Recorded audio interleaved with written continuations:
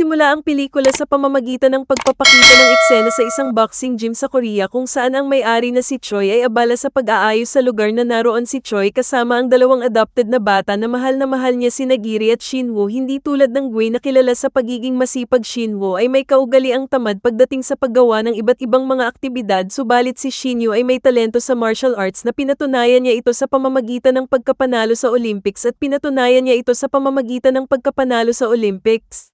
Pareho siya at si Girit na pumasok sa isang prestihiyosong paaralan sa kanilang lungsod. Sa unang araw ng paaralan, si Shinwoo ay nasobrahan sa tulog kaya kailangan niyang magmadali upang maghanda sa kasamaang palad. Pagdating niya sa kanyang bagong paaralan ay huli na siya at ang buong monitor ay pinarusahan siya ng walang anumang kasalanan. Si Shinwoo ay nag-push up kasama ang iba pang mga huli na mag-aaral. Pagkatapos niyang matapos ang kanyang parusa, si Shinwoo ay tumungo sa kanyang bagong silid-aralan upang sumama kaagad sa kanyang unang leksyon bilang isang bagong mag-aaral.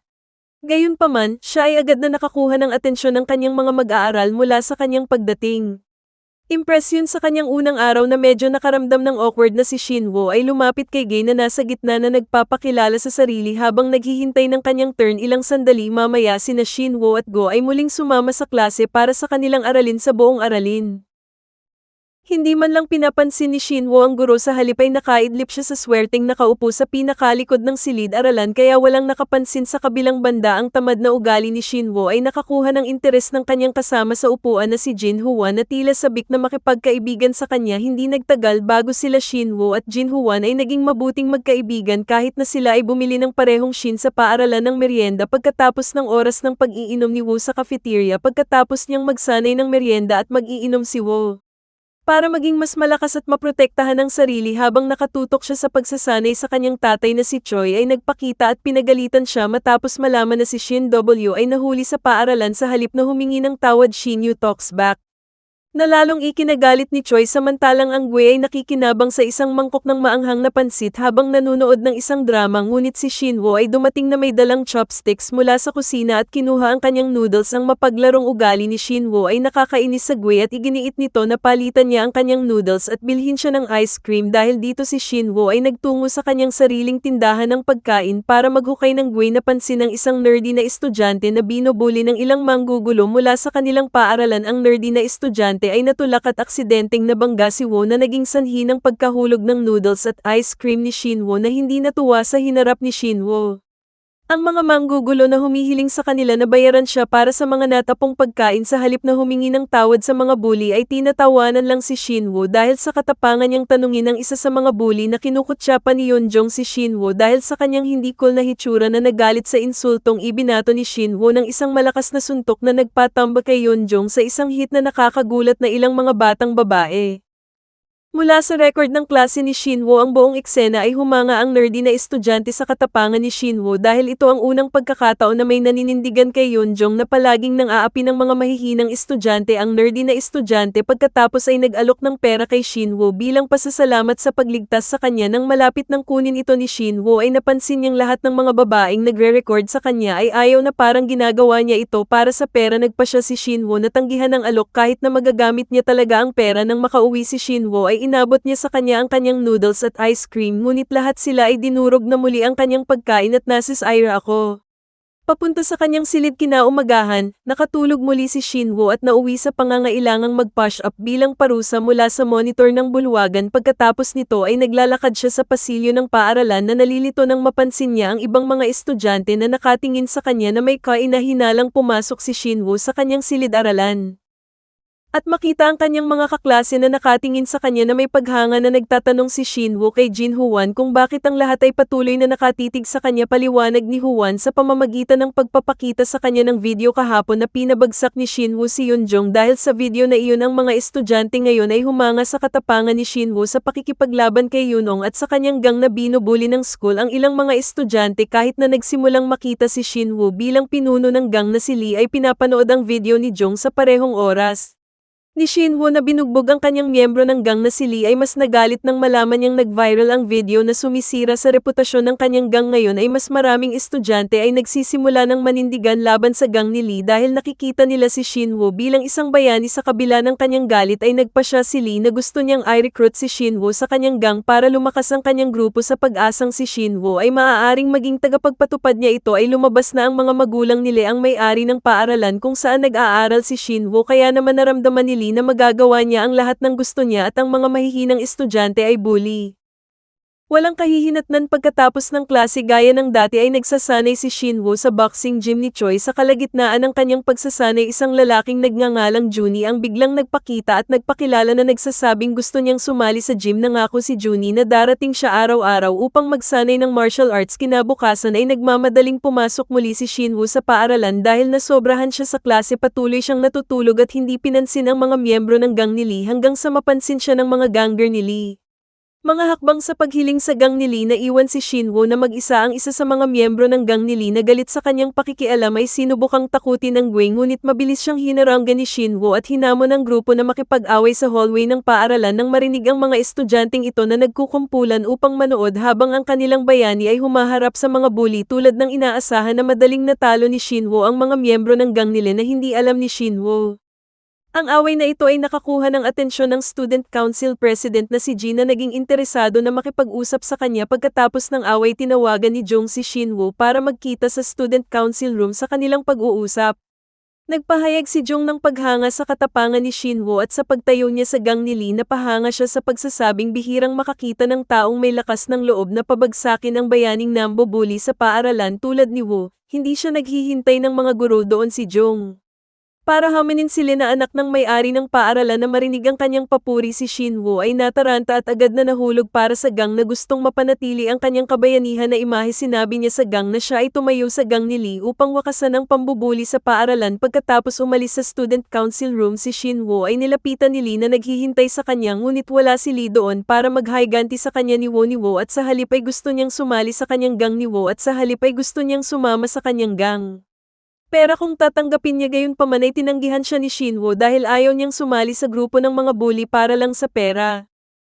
Pagkatapos ng klase, pumunta si Shinwoo sa isang shop para bilhin si Giri ng kanyang pangarap na helmet. Nang ibigay niya ito sa kanya, si Giri ay tuwang-tuwa at napakasaya na nasa sabik pa nga siyang mag-grocery para magluto ng espesyal na pagkain para kay Shinwoo bilang pasasalamat. Sabay tungo ni Shinwoo sa supermarket para bumili ng inumin. Sa kasamaang palad, nang makarating siya sa cashier, na pagtanto niya na wala siyang sapat na pera. Pagkatapos ay nagpakita si Jong at binayaran ng kanyang inumin. Bilang kapalit ay sinabi niya kay Shinwoo na kailangan niyang makipag-date sa kanya para mas makilala nila ang isa't isa. Dahil may crush si Shinwoo kay Gang, masaya siyang sumang-ayon sa alok niya. Noong gabing iyon ay abala si Gui sa pagluluto ng masarap na pagkain para kay Shinwoo, ngunit hindi na niya ito pinauwi sa mga miyembro ng Gui na naging dahilan ng pagkadismaya sa kanyang mga miyembro sa paaralan. Sa susunod na araw, nasira ang kanilang reputasyon mula nang magpakita si Shinwoo.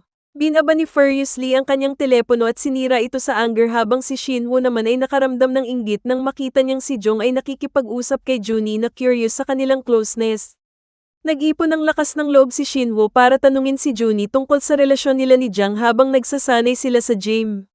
Ipinaliwanag ni Junie na si Jang ay ang kanyang nakababatang kapatid na babae. Na marinig ito, gama ng pakiramdam ni Shinwoo dahil ngayon ay naisip niyang may pagkakataon siyang maging boyfriend ni Jong. Mamaya nilapitan ni Choi si Shinwoo at si Junji. Choi ay pinuri ang husay ni Junji sa martial arts. Sinasabing mas magaling pa sila kay Shinwoo. Naiinis si Shinwoo dahil pinupuri ng kanyang ama ang ibang tao na determinadong kumita ng papuri ni Choi. Nagpasya si Shinwoo na magsanay ng mas mahirap. Kinabukasan sa paaralan, ang gang ni Lee ay bumalik sa pang-aapi ng mga mahihinang estudyante na sinusubukang kunin ang kanilang pera. Sa kabutihang palad na pumasok ang mga miyembro ng student council at sabihin sa kanila na tigilan si Gang na naiinis sa kanilang mga aksyon at binabalaan siya ni Lee. Iulat siya kay Shinwoo nang marinig ang banta ni Jong. Nakaramdam ng galit si Lee at gusto siyang sundan. Ngunit pinipigilan niya ang kanyang sarili. Sa halip ay sinabi niya na maya-maya ay sasali si Shinwoo sa kanyang gang. Samantala, si Shinwoo na natulog sa klase ay nilapitan ng isang malaking senior na lalaki mula sa ikatlong baitang. Hinahamon ng estudyanteng ito si Shinwoo na makipag-away na naging dahilan ng pagkabigo ni Shinwoo upang siya ay mapatalsik. Tinawagan ng ama ni Shinwoo na si Choi na pumunta sa paaralan sa pulong kasama si Choi. Ang guro ay hiniling sa kanya na bantayang mabuti ang gawin ni Shinwoo dahil palagi siyang nakikipag-away na nahihiya. Humingi ng tawad si Choi at nangako na maging mas mahigpit sa kanyang anak upang tulungan siyang mapabuti sa gabing iyon. Nakipagkita si Shinwoo kay Jong upang sabihin sa kanya na hindi na niya kayang protektahan ng mga mag-aaral na sinisiraan ng mga guro mula kay Lee. Masyadong takot na parusahan si Lee. Makalipas ang ilang araw may nangyaring hindi inaasahan na nilapitan ni Shinwoo si Lee na nagsasabing gusto niyang sumali sa kanyang gang. Tuwang-tuwa si Lee na magkaroon ng estudyanteng laging humaharang sa kanya ngayon na gustong maging bahagi ng kanyang grupo. Ang iba pang miyembro ay masaya rin sa pagtanggap kay Shinwoo maliban kay Yunjong na may galit pa rin sa kanya sa kabila ng kanyang nararamdaman. Nagpapanggap si Yunjong na masaya bilang paggalang sa desisyon ni Lee. Sa mga oras na iyon ay nabigla ang mga mag-aaral sa pagpili ng mga mag-aaral sa mga oras na iyon.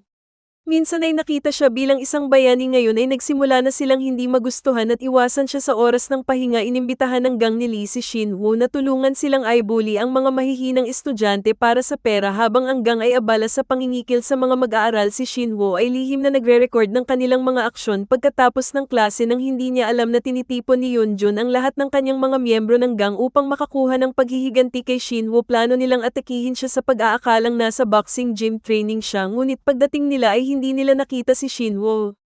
At sa halip ay nakita nila si Junie na nagsasanay na hindi napagtanto kung sino si Junie na si Yunjong at ang kanyang mga gang ay umatake sa kanya nang higit sa bilang si Junie ay hindi na sila napigilan at nauwi sa pagkabugbog. Sa gitna ng laban dumating ang Gui at laking gulat niya nang makita ang gang na sinira ang gym ng kanyang ama. Nang mabilis na inilabas niya ang kanyang telepono para tumawag sa pulis, ngunit bago niya magawa ang Yunjong ay sinaktan siya ng Gui mula sa likod kaya nawalan siya ng malay. Para hindi mawalan ng malay ang mga miyembro ng gang ni Jong at nawalan ng malay si Yun at nawalan ng malay si Jong.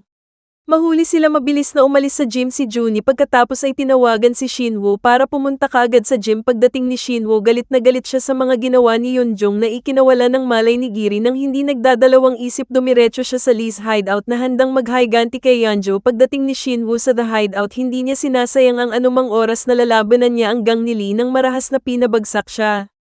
Hindi nagtagal bago niya matalo si Yunjong. Pagkatapos ay nagpakita si Lee upang harapin si Shinwoo na galit na ang kanyang mga miyembro ng gang ay binugbog noong una. Madaling naiwasan ni Lee ang mga pag-atake ni Shinwoo dahil lingid sa kaalaman ng karamihan si Lee ay isang MMA fighter na nanalo ng maraming kampyonato kasama ang isang Olympic title sa matinding laban na ito. Si Shinwoo ay nagsimulang magpumiglas at muntik ng matalo, ngunit sa kanyang galit na patuloy na namumuo ay nakuha niya ang lakas ni Lee. Ang mga ngipin sa huling suntok na ito ay nanalo si Shinwoo sa laban sa lalong madaling panahon. Pagkatapos dumating si Jiyong at binigay ni Shinwoo sa kanya ang isang telepono na puno ng mga recording ng gang ni Lee na gumawa ng iba't ibang krimen. Hiniling niya kay Jong na iulat ang mga aksyon ng gang sa paaralan upang wakasan na nila ang pambubuli. Makalipas ang ilang araw, ang paaralan ni Shinwoo ay naging isang mapayapang lugar para sa lahat ng mga mag-aaral. Salamat sa mga pagsisikap ng mga gang ni Lee na huminto na ang mga mag-aaral dahil sa pananakot ni Lee Woo's katapangan. At tawagin siyang bayani. Sa huling eksena, si Shinwoo ay ipinakita na masayang ginagawa ang kanyang mga araw ng paaralan na tinatamasa ang kapayapaan kasama ang kanyang mga kaibigan. Ang pelikula ay nagtatapos. Ang moral lesson mula sa pelikulang ito ay kung minsan ang pagbugbog ng mga bully ay maaaring maging isang bayani, ngunit kung mayroon kang magandang dahilan at may magre-record nito, at tandaan kung mahuhuli ka sa paaralan, siguraduhin na ito ay dahil abala ka sa pag-save nito.